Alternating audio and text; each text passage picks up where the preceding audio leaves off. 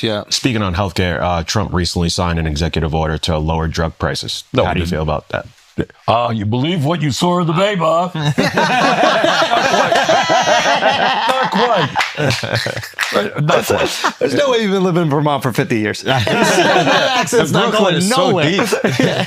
What he did is say, we're going to give the drug companies a certain period of time to tell us how they're going to lower drug prices. And if they don't, we're going to do A, B, and C. We're not quite sure what A, B, and C will be. But the likelihood is that A, B, and C will be thrown out in the courts because the president doesn't have a right to tell companies how to fix prices. It just coincidentally, Bobby Kennedy, the secretary of HHS, was before the committee that I'm the ranking member of. And I asked Bobby, and I said, look, president talks about substantially lower prescription drug prices. You do. We're going to introduce legislation that will do just that. Right?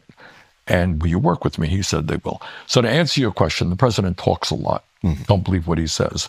We're going to put him to the test. We are going to bring forth legislation that would make sure that Americans don't pay a price any higher than people around the rest of the world. We'll see if they come up. So isn't a better framing of that, not to be contentious here, but like, isn't a better framing of that, hey, Trump is saying this thing we agree on. We agree with you and we're going to hold you to your word instead of you're a liar. That's what I'm doing. Well, if I didn't say it, that's exactly right. Yeah. Like, I think that's like, because sometimes we get caught up in this partisan shit where it's like sometimes both sides agree. And it'd be nice if we at least get drug prices lower. Trump's idea of substantially lowering prices is exactly right. It's exactly what I fought for years. Yeah. Okay? So if Trump is willing to work with us, we'll do it. Absolutely. Do I think he will? Probably not. But I may be surprised. And then if he doesn't, let's hold him to his word and let's make sure he puts a pressure on those same senators that he would have primaried. Exactly. Like, this is what you're saying you want. You get your senators in line. Right? Actually, I don't know if you're like infringing on the democratic process by saying to do that, but like it would be really great, especially those of us who have like older parents who are really relying on these drugs right now. Yes. But don't get me going on the drug industry. Well, I kind of want to get going. We want you to get going on everything. Well, I got to get going to the airport to get a plane, as a matter of fact. But we'll fly you private. All right. There you go. All right. Look, you got a pharmaceutical industry that makes, $100 billion in profit last year. We had a guy before the committee, CEO of a major company, makes $50 million a year. They do stock buybacks. So, it is and meanwhile, the same medicine that you buy in this country, whether it's Ozempic or Wegovy, whatever it may be, it is in some cases 5-8 times more expensive than it is in Canada or in Europe. It's insane. It is insane. Of course it's insane. And they do it because they can do it. Because we are the only, you know why they do it? All right, question. You know how many paid lobbyists there are for the drug companies in Washington, D.C.? Take a guess. 200, 500. 15,000. 1,500. All right. So you got 535 members of Congress, 1,500. And these are former leaders of the Democratic Party. Right. So that's a lot of power. And then their campaign contributions. So up until Biden, and I work with Biden on this, we have never, what other countries do is say, good, you got a drug, that's great. Let's negotiate the price you're going to charge us, right? That's what they do, every other country on earth. For us, you got a drug, you charge any price you want, doesn't matter. For the first time, what we did is now have a law that says we are going to negotiate, Medicare will negotiate drug prices. We started off with 10, it'll be expanding. Is it enough? No. Is it a start? Yes, it is. It's refreshing to see Bernie Sanders call out what's really going on here. Donald Trump tossing out this executive order to lower drug prices is nothing more than political misdirection. A flashy headline meant to mask the fact that, from day one, his administration has actively reversed policies that were actually making medications more affordable under Joe Biden. I mean, he started attacking the Affordable Care Act as one of his first orders of business when he took office. Regardless, the irony is, the very measure Trump is now pretending to champion was already introduced in Congress by Representative Ro Khanna, and let's be real, Republicans in Congress have no intention of passing it. The record shows they're more interested in protecting corporate interests than helping working Americans. Sound familiar? Their current one big beautiful bill seems great on the surface, but it is riddled with implicit measures that will hurt primarily working middle and lower class Americans. Bernie's not letting this narrative slide under the radar, and that's crucial, because if he didn't call out the lie, the media would likely let it pass unchallenged, letting Trump get away with another empty promise designed to shield his loyalty to the ultra-wealthy. But what we have to do, I'll give you an example, and what also bothers me is we don't look at what goes on around the rest of the world. We kind of think that we're an island unto itself. What we should be doing is what is working around the rest of the world. So you take a country like Finland. To be a teacher is a big deal in Finland. Wow, you're a teacher. It's like being a doctor in this country. People respect them. They're well paid. They have a lot of autonomy, etc.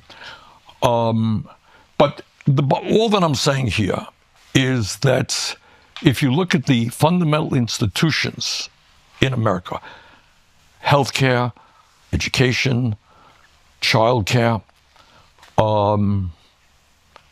distribution of wealth in America, we are not doing well. And it's important that we acknowledge that. So, I mean, nobody, you talk about your very kind introductions and, talking about things that others don't talk about.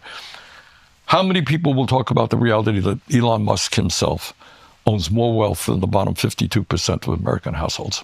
Is that a moral issue? Are we comfortable with that? Wow. It's a simple question. And there are some people who say, hey, yeah, that's okay. It's a dog-eat-dog world. Hey, you there. If you guys like this video, please consider subscribing, dropping a like, and maybe commenting. This really boosts the video in the YouTube algorithm, and we would like to spread this message to as many people as possible. Let's get back to the video. Brilliant guy. He's a hardworking guy. Or other billionaires start their own companies. They're really bold and brave. Fine. They deserve it. And if you are trying to get by on $40,000 a year, well, tough crap. How do you think Elon feels about it? I don't know him. I've only talked to him many years ago, so I don't know him personally. But I'll tell you what I do think. I think there is a new breed of uber capitalists out there who really believe, and they write about this as well, who really believe that they are superior human beings. I'm telling you, this is the quote-unquote high IQ guys who say, look, we work hard, we're smart, we have started these businesses. To the victor go the spoils. Not only that, I think that's yes. It's a dog-eat-dog world. I made it. Yeah. You didn't make it. Hey, man, that's the way life goes. It's deeper than that. You have some writing on the far right, which really diminishes democracy, and that really the smart and the wealthy and the powerful have the right to rule. So this is not just, I want a tax break. There's nothing new about that. Yeah. This is, we have the right. It's the divine, it used to be the divine rights of kings. Or manifest destiny. Exactly. Yes. All right. Back in the 19th century, the 1850s, I am the king. God made my family king. And sorry, you're starving to death, but that's the way life goes. God told me my family rules. The obsession some billionaires have with hoarding unimaginable wealth has become toxic. Comedian Bill Burr nailed it when he compared figures like Elon Musk to rabid dogs, restless and irrationally driven by numbers that no longer hold any real-world value. Once you hit 80 billion, does 81 billion really change your life in any meaningful way? Of course not. But for them, it's not about utility, it's about dominance, control, and ego. This unchecked greed isn't just harmless ambition either. It has real consequences for the rest of us. These individuals leverage their wealth to manipulate politics and elections, securing even more power for themselves while leaving the public behind. I'm not just criticizing the right in this statement either. Corruption in this manner runs both ways. However, I do believe that there is significantly more bought corruption in Trump's term than, ever before. Exhibit A, his crypto pump and dump. Bernie Sanders is one of the few leaders actively challenging this broken system, highlighting how campaign finance has become a tool for the rich to buy influence, drown out regular voices, and erode our democracy. The Supreme Court ruled that billionaires, that advertising is freedom of speech, and you can't limit my speech. So if I want to spend $100 million on TV ads, I have the right to do it. They say, you're right. So the issue is democracy versus billionaires being able to spend unlimited sums of money. Supreme Court went with that. And then the form it took was what's called a super PAC. You start an organization, Americans for Freedom, okay? And billionaires can put as much money as they want into that. That organization then runs ads on television. It does political stuff. That's what it's about. So bottom line, though, most importantly, is if you are a billionaire, you can put as much money as you want into a super PAC. And in Musk's case, he spent $270 million to help Donald Trump get elected president. Do Democrats have billionaires putting money into super PACs? Absolutely. All right. What does that mean in real life? This is what it means. Right now, we're dealing with a bill called the Reconciliation Bill. It's a fancy Washington term for a very big bill, which will have a lot of stuff in it. In any case, if a Republican stands up and says, you know what, in the House of Representatives, I don't like this bill because, it's giving tax breaks to very wealthy people and it's going to cut Medicaid and cut nutrition programs. It's a bad bill. What do you think happens the day after that Republican stands up and says he opposes it? Those super PACs organize and they primary out those politicians. Exactly. Now, and how effective is that? It is enormously effective. If you have, right now you're a Republican. Yeah. You got to. Wait, what? All right, no, I don't mean you. I mean in general. It's going to go viral. All right.